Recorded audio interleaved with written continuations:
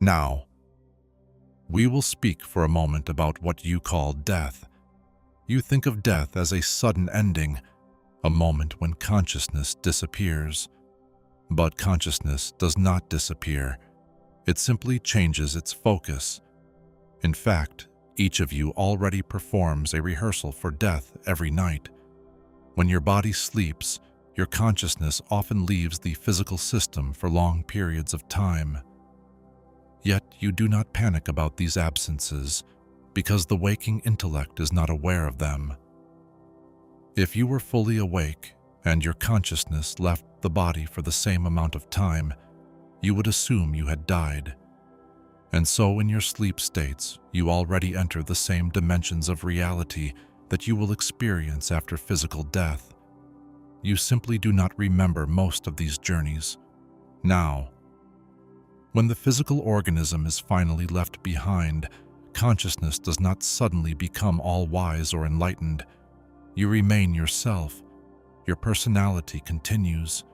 Your beliefs, expectations, and emotional habits will strongly influence the environments you first experience. And there is one important difference. In the after-death condition, communication operates largely through direct telepathic awareness. Your true feelings toward others are immediately known. There is no pretense. You cannot pretend to love someone you secretly resented, nor can another hide their true feelings from you.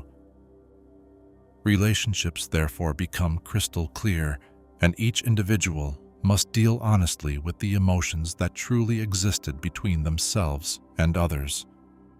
Now, you may or may not be greeted immediately by friends or relatives. In many cases, however, guides are present to help those newly freed from the body. These guides often adopt appearances that the individual will trust. Many individuals initially encounter realities shaped by the symbols they trusted in life. A Christian may encounter saints or heavenly imagery. Earlier civilizations might experience symbolic crossings, such as the river Styx. These are not false experiences. They are symbolic frameworks, ways in which consciousness organizes unfamiliar realities so that the personality can understand what is happening. At one time, in your terms, I myself served as such a guide.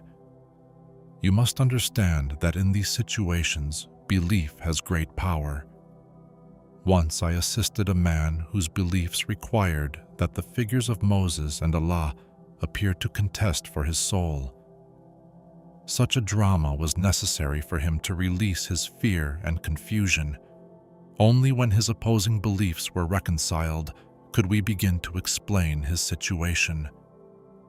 Now, immediately after death, thought and emotion operate far more directly than they do in physical life. In your world, there is a delay between thought and manifestation. In the after-death environment, there is no such delay. Thought creates experience almost instantly.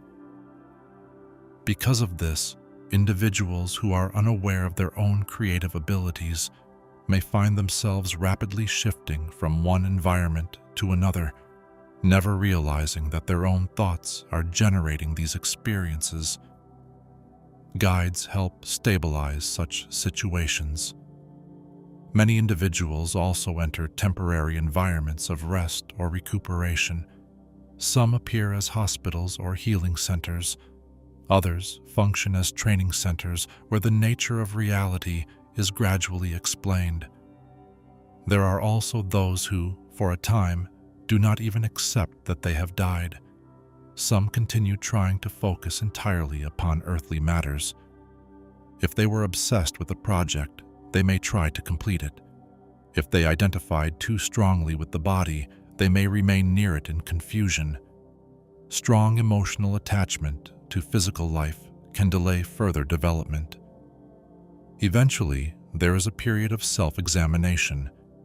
You review the life you have just lived. You see clearly how your thoughts and emotions shaped your experiences and affected others. This is not a judgment imposed from outside. It is a realization that arises naturally as your awareness expands. Some individuals also become aware of personalities they knew in other lives. They may recognize reincarnational selves quite readily. They may even relive portions of past lives deliberately if they choose. When this understanding is complete, you begin to perceive a much larger portion of your identity.